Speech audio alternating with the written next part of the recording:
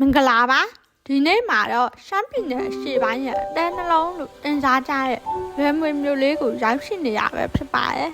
အခုကဒီဇင်ဘာလကုန်ပိုင်းဆိုတော့ရွယ်မွေတစ်မျိုးလုံးချယ်ရီဝင်နေပါပြီဒီနေ့ဒီဇင်ဘာ24ရက်နေ့26အထိချယ်ရီပန်းပွဲတော့ကျင်းပခဲ့ပါတယ်ပန်းရောင်ရွယ်မြင့်ကြီးရဲ့မှာရွယ်မွေမျိုးလေးကဘလို့တွေလှနေမလဲဆိုတော့အတူတူတွားကြည့်လိုက်ရအောင်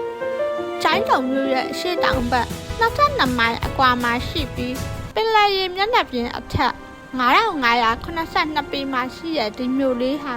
ရှမ်းဘာသာစကားနဲ့ရွယ်ဆိုတာတောင်ငွေဆိုတာမြူနင်းဖြစ်ပြီးနာမည်နဲ့လိုက်အောင်မြူနင်းတွေဝင်နေတဲ့တောင်ပေါ်မြို့လေးပဲဖြစ်ပါရဲ့ဒီဇင်ဘာရဲ့အေးတန်းနဲ့ဟဲရီပန်းပွင့်ပတ်လေးနေရဲလွင့်နေရမြင်ရတာတကယ်ကိုရုပ်ရှင်စားလုံးပါတယ်ရှင်လွယ်မွေဟာကိုလိုနီခေတ်ကဗြိတိရှအရာရှိတွေရဲ့နွေရာသီအပန်းဖြေစခန်းဖြစ်ခဲ့တယ်လို့သိရပါတယ်။1918ခုနှစ်ကဆောက်လုပ်ခဲ့တဲ့နေသားဝင်တောက်အိမ်ကြီးဟာအခုဆိုရင်200ဆန်အိမ်ဆိုပြီးလူတီများပါတယ်။ပွဲတော်ရဆိုတော့ပို့ပြီးတော့လဲစီကားနေပါတယ်။ဒေသခံတွေရဲ့ရိုးရာဝတ်စုံလေးတွေဒေသအတွက်အစားအသောက်တွေလွယ်မွေရေကန်ကြီးရဲ့ဆယ်ရီပန်းတွေရဲ့ဂျာမှာရန်ကိုပြောဖို့ကောင်းတဲ့ပွဲတော်လေးပါ။ဒီမှာကြည့်ပါဦးချယ်ရီပန်းနေရအပင်တိုင်းမှာနှစ်လောက်ပါဖွင့်နေရရွယ်ငွေရဲ့ချယ်ရီကပိုပြီးပန်းရောင်ရင်းလို့ဓာတ်ပုံရရင်အရန်လှပါ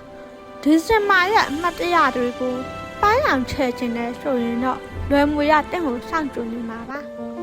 နောက်ထပ်ခရီးစဉ်တွေမှာပြန်တွေ့ကြမယ်နော်ဘိုင်ဘိုင်